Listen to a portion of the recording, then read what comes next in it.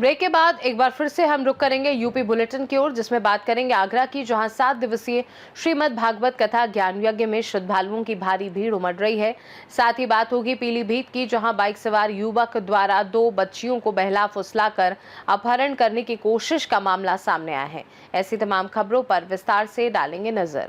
खबर आगरा से है, जहां जनपद की एतमादपुर तहसील के ग्राम दौर में आयोजित 7 दिवसीय श्रीमद् भागवत कथा का ज्ञान यज्ञ में श्रद्धालुओं की भारी भीड़ उमड़ रही है। कथा के 5वें दिन कथावाचक स्वामी समर्थ चैतन्य महाराज ने भगवान श्री कृष्ण की मनमोहक लीलाओं का भावपूर्ण वर्णन कर श्रद्धालुओं को भक्ति रस से सराबोर कर दिया। इस अवसर पर डॉक्टर महेश चौधरी ने भी कथा में पहुंचकर श्रवण किया और महाराज का आशीर्वाद प्राप्त किया। 31 मई से शुरू हुआ ये धार्मिक अनुष्ठान 6 जून तक चलेगा, जबकि 7 जून को पूर्णाहुति और भंडारे का आयोजन भी किया जाएगा। मुख्य यजमान लक्ष्मी नारायण यादव द्वारा आयोजित इस कार्यक्रम में ग्रामीणों ने व्यवस्थाओं को सुचारू रखा है, जिससे क्षेत्र में भक्ति और सकारात्मक ऊर्जा का वातावरण बना हुआ है। ये भागवत कथा जो है ग्राम धोर्रा इदमातपुर आगरा के पावन स्थल पर है। तन्नू मन्नू किराना स्टोर जो भागीपुर से स्थित है। तन्नू मन्नू और गतीरी तीनों भाई अपने पिता परिवार के सानिध्य में करा रहे हैं। आज 5वां दिन भगवान की कथा का है। यह चंद्रवंश की पावन कथाओं का वर्णन हो रहा है। भगवान कृष्ण के जीवन पर प्रकाश डाला जा रहा है।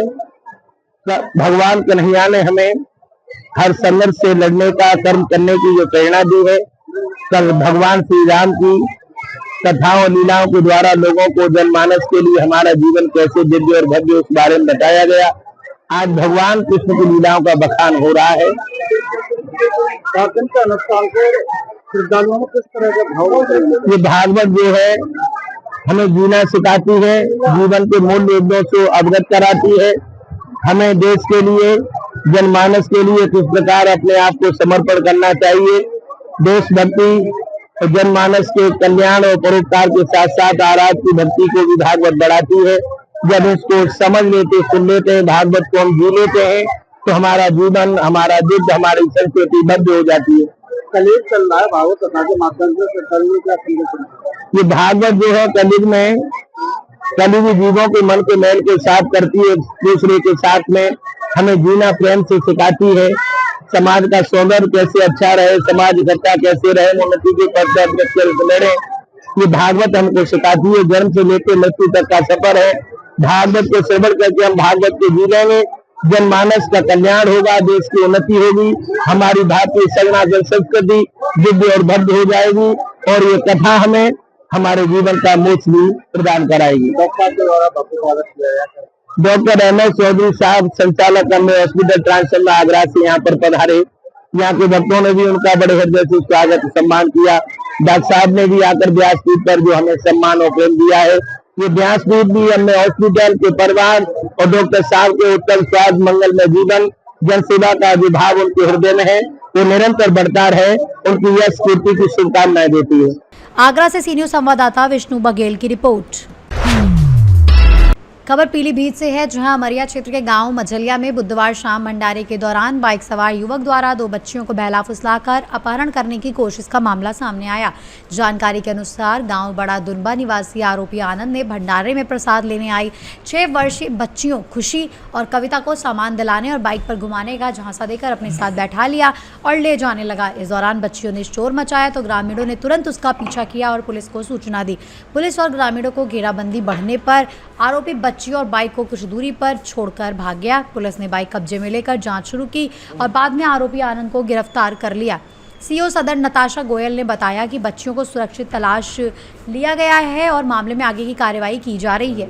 सर, जानना चाहते हैं अमरिया थाना क्षेत्र में 2 बच्चियों का अपहरण का मामला है, क्या है पूरा मामला? दिनांक 3 जून 2026 को थाना अमरिया में शाम को 6:30 बजे जरिए 112 सूचना मिली कि गांव मझलिया में जो एक भंडारा चल रहा था, वहां पर 2 बच्चियां जिनकी उम्र 7 वर्ष और 8 वर्ष है, उनको एक अज्ञात व्यक्ति ने उनको अपनी मोटरसाइकिल पर एक चक्कर लगवाने के नाम पे बिठा लिया और उनको अपहरण करने के उद्देश्य से जो है वो दोनों बच्चियों को वहां से ले गया। थाना की पुलिस के द्वारा तत्काल रूप से कार्रवाई करते हुए सभी चौकियों के जो चौकी इंचार्ज और सभी थाने की फ़ोर्स को सतर्कता से लगाया गया पेट्रोलिंग पर, और उसी के दौरान जो है वो व्यक्ति उसकी बाइक और दोनों बच्चियां जो हैं पुलिस के द्वारा जो है बरामद करी गई। इसी दौरान जो व्यक्ति बाइक पर जो अपहरण करके लेके जा रहा था दोनों बच्चियों को, वो वहाँ से अंधेरे का फ़ायदा उठा के वहाँ से खेतों के थ्रू भाग लिया, और अभी तहरीर हमें प्राप्त हो गई है परिवारजनों की, और मुकदमा इसमें पंजीकृत किया गया है और अग्रिम कार्रवाई की जा रही है। कितने लोगों को अभी तक हिरासत में लिया जा चुका? अभी तक केवल पूछताछ के लिए जो है हम उनके परिवारजनों को, जो भी व्यक्ति हमें संदेह पे आ रहा है, उसके परिवारजनों को, जो भी उसके दोस्त हैं यहाँ पे अमरिया क्षेत्र में पीलीभीत में, उनसे पूछताछ के लिए अभी हम कर रहे हैं। अभी किसी की अरेस्टिंग नहीं करी है। पीलीभीत से सी न्यूज़ संवाददाता हैदर की रिपोर्ट। खबर हमीरपुर से है, जहां दिल्ली के एक रेस्टोरेंट में हुए भीषण अग्निकांड के बाद हमीरपुर जिला प्रशासन भी सतर्क हो गया है और शहर में होटल व रेस्टोरेंट की फायर सेफ्टी को लेकर सघन जांच अभियान शुरू कर दिया गया। सीएफ फायर रेहान अली के नेतृत्व में अग्निमिशन विभाग और प्रशासन की संयुक्त टीम ने कई प्रतिष्ठानों पर छापेमारी कर fire extinguisher, alarm system, water hydrate और वायरिंग की गहन जाँच की। साथ ही लाइसेंस और फायर एनओसी से जुड़े दस्तावेजों को भी पड़ताल अच्छे से की गई। निरीक्षण के दौरान कुछ स्थानों पर फायर सेफ्टी मानकों में कमियां मिलने पर अधिकारियों ने संचालकों को फटकार लगाते हुए तुरंत सुधार के निर्देश दिए और साफ चेतावनी दी कि सुरक्षा में किसी भी तरह की लापरवाही बर्दाश्त नहीं की जाएगी तथा नियमों का उल्लंघन करने वालों पर सख्त कार्रवाई भी की जाएगी। तो दिल्ली में घटना हुई, उसको बहुत गंभीरता से लिया। उनके निर्देशानुसार बिंदुवार हम जाँच कर रहे हैं और इसकी रिपोर्ट संबंधित वरिष्ठ उच्च अधिकारियों को प्रेषित करेंगे। तो इन भवनों में हम ये पा रहे हैं कि सभी जगह एक तो भवन मानक के अनुसार बने ही नहीं हैं, पता नहीं कैसे भवन बना लेते हैं और अपना इसका नक्शा कौन सी विभाग से पास करा लिया है इन्होंने। इनमें ना तो चौड़ाई की सीढ़ियां हैं, ना उतने निकास मार्ग हैं। दूसरी चीज़, जो अग्निशमन उपकरण लगे हुए हैं वो भी आंशिक रूप से स्थापित हैं, पूरी तरह से अग्निशमन उपकरणों की स्थापना भी नहीं कराई गई है। ये भवन के बगल में ही एक और भवन, होटल भवन चल रहा है, जिसमें ये रूम उठा के देते हैं किराए पे, 14 कमरे हैं। उसमें तो फायर ब्रिगेड का कोई भी सिंगल उपकरण भी मौजूद नहीं है। ये स्थिति बहुत गंभीर है, ये जन सुरक्षा का विषय है, इसलिए इसको इनके द्वारा बहुत गंभीरता से लेना चाहिए। साथ ही हमारा विभाग इसको गंभीरतापूर्वक चिन्हित करके आवश्यक कार्रवाई के लिए वरिष्ठ अधिकारियों को सूचित करेंगे। हमीरपुर से सी न्यूज़ संवाददाता ब्रिजेश कुमार बादल की रिपोर्ट। खबर रायबरेली से है, जहां कैबिनेट मंत्री मनोज कुमार पांडे ने मुख्यमंत्री योगी आदित्यनाथ को जन्मदिन की शुभकामनाएं दी हैं। वहीं सभी से विश्व पर्यावरण दिवस के अवसर पर एक पौधा मां के नाम लगाने की अपील भी की। बताते चले कि आज उत्तर प्रदेश में सबसे बड़े स्तर पर पौधारोपण किया जा रहा है। कैबिनेट मंत्री मनोज पांडे ने रायबरेली में एक पौधा अपनी मां के नाम रोपित किया। वहीं सभी से अपील की कि एक पेड़ अपनी मां के नाम लगाकर पर्यावरण संतुलन में अपनी भागीदारी निभाएं। प्रधानमंत्री की अपील के बाद करोड़ों पौधे लगाए जाने का लक्ष्य है। रायबरेली में 8 लाख से ज्यादा पौधे लगाए जाएंगे।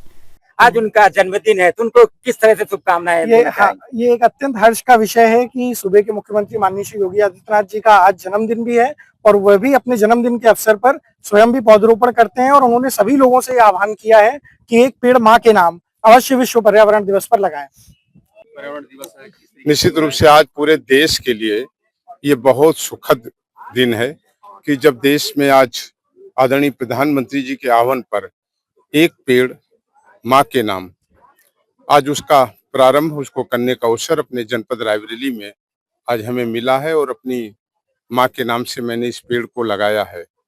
अभिभूत भी हूं और यह अविस्मरणीय दिन होगा हम सब के लिए।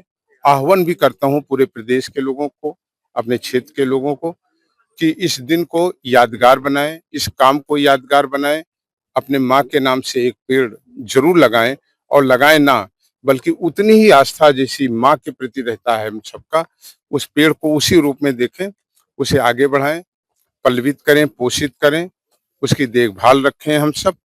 और हम समझते हैं कि इससे हम अपने सृष्टि के लिए, अपने पर्यावरण के लिए, अपने राज्य और अपने देश के लिए एक बड़े महायज्ञ में एक आहुति देने का काम हम सब करेंगे। मैं सबको आह्वान करता हूं इसमें। प्रधानमंत्री जी की सोच ये निश्चित रूप से देश के लिए, हम सबके लिए बहुत आने वाले दिनों में एक सुखद परिणाम देने वाली होगी। हमारी भावनाओं से जुड़ा भी ये कार्यक्रम है, तो हम निश्चित रूप से एक पेड़ अपनी माँ के नाम से लगाने का काम करें। रायबरेली से सी न्यूज संवाददाता वीरेंद्र साहू की रिपोर्ट। यूपी बुलेटिन में फिलहाल के लिए इतना ही। देश दुनिया की बाकी खबरों को जानने के लिए आप देखते रहिए सी न्यूज भारत।